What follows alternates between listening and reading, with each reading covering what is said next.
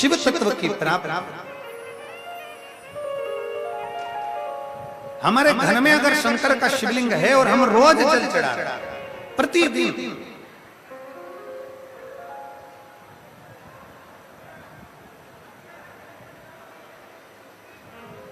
अब कई लोग कहते हैं गुरुजी हमारे घर में एक शिवलिंग होना चाहिए कि 2 शिवलिंग होना चाहिए, हमारे घर में 3 शिवलिंग होना चाहिए।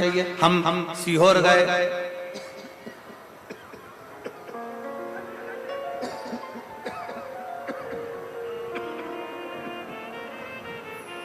गुरुजी हम सीहोर गए और सीहोर से हम कंकर शंकर भी लेकर आ गए। हम सीहोर गए, वहां से कंकर शंकर ले आए। हम नर्मदा नहाने गए, स्नान करने के लिए नर्मदा माई के तट पर गए, वहां से नर्मदेश्वर शिवलिंग ले आए। गुरुजी हमारे पहचान वाले ने भी हमको एक शिवलिंग दे दिया। मान लो हमारे घर में अगर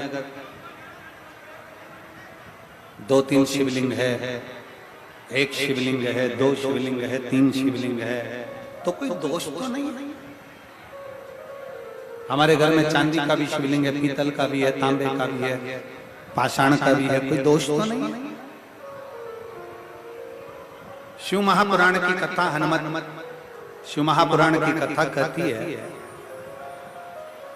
तुम्हारे घर के अंदर 1 शिवलिंग है, 2 शिवलिंग है, 3 शिवलिंग है, 4 शिवलिंग है, कभी भी तुम्हारे घर में दूसरी मूर्ति 2 या 3 भले ना रहे, पर शंकर का शिवलिंग अगर हजारों की संख्या में भी है तो शंकर का शिवलिंग कभी दोष नहीं देंगे।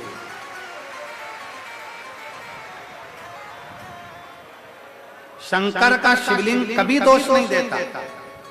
दूसरी मूर्ति खंडित हो जाए तो उसको बदलना पड़ता है, पर अपने घर में अगर शंकर का शिवलिंग है, खंडित हो गया, अपने घर में शंकर का शिवलिंग है, उसके टुकड़े भी हो गए, अपने घर में अगर शंकर का शिवलिंग है वो थोड़ा बहुत खंडित भी हो गया, मंदिर में अगर शिवलिंग है, मान लो अपने घर के अंदर शिवलिंग है, अगर वो खंडित भी हो गया तो शंकर के शिवलिंग को बाहर भेजा नहीं जाता, ठंडा करने की जरूरत नहीं होती।